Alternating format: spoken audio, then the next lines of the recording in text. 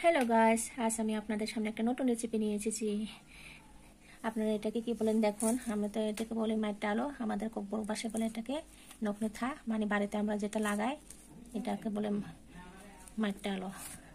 আর এটা দিয়ে আমি আজকে বেগুন দিয়ে শুটকি ঝোল করব। প্রথমে এগুলোকে কেটে নেব। আলুগুলোকে এখন আমি কেটে নিচ্ছি। আপনাদের পাশে এটাকে কি বলে কমেন্ট করে জানাবেন বন্ধুরা।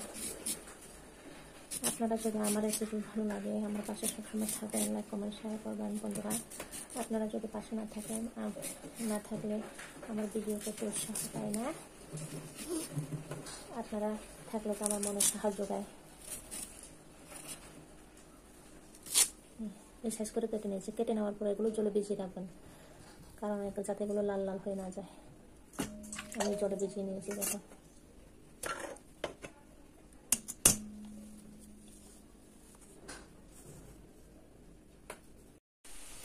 জল গরম হয়েছে। এখন কেটে রাখা মাছ আলুগুলোকে ধুয়েও নিয়েছি কেটে, এগুলোকে এখন গরম জলে দিয়ে দেব। দিয়ে কয়েক মিনিটের জন্য ঢাকনি দিয়ে দেবো যাতে তাড়াতাড়ি সেদ্ধ হয়। এখন আমি ঢাকনিটা ছড়িয়ে দেখব সেদ্ধ হয়েছে কিনা।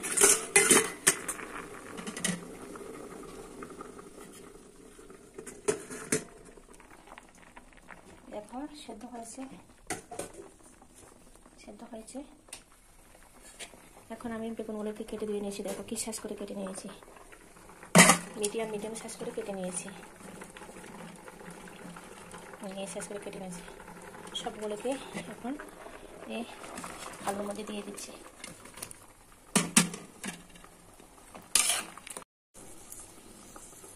নেড়ে দেওয়ার পর আবার কয়েক মিনিটের জন্য ঢাকনি দিয়ে দেব, যাতে তাড়াতাড়ি বেগুনটা নরম হয়।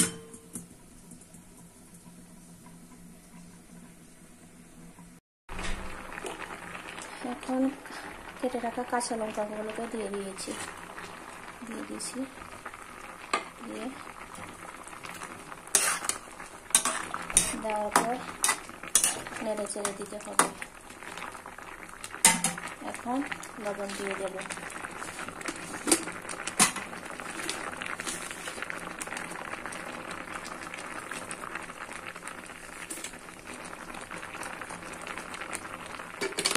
লবণ দেওয়ার পরে নেড়ে দিতে হবে।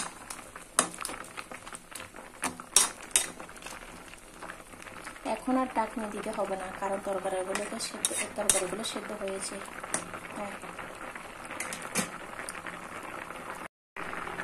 লবণ আর মরিচ দেওয়ার পরে হালকা করে হলুদ গুঁড়া দিয়ে দিতে হবে, তাই আমি দিয়ে দিচ্ছি। দেখো বেশি দিলে কিন্তু টেস্ট হবে না শুটকি তরকারি তেল ছাড়াটা, তো সবসময় হালকা করে হলুদ গুঁড়াটা দেবে।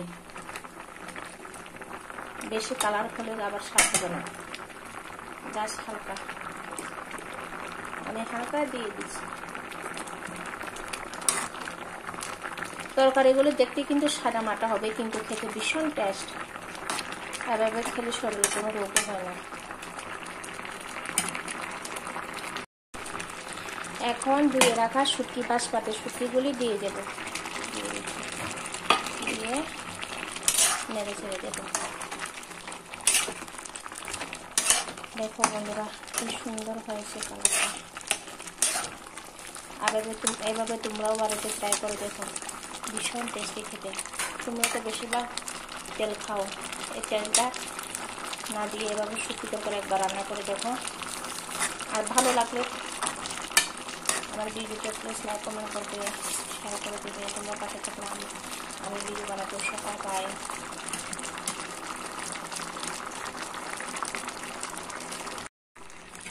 শুটকি দেওয়ার পর শুটকির কাঁটাগুলো বেছে দেবে বন্ধুরা, না হলে খাওয়ার সময় গলায় আটকে যাবে। দেখো আমি বেছে দিচ্ছি।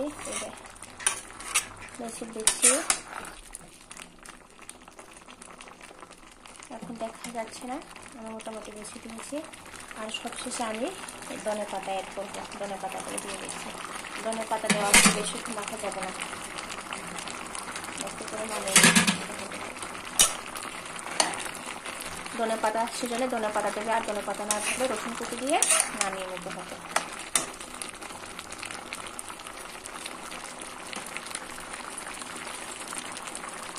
আমার তরকারি রান্না কমপ্লিট। কেমন হয়েছে বন্ধুরা প্লিজ কমেন্ট করে জানাবে।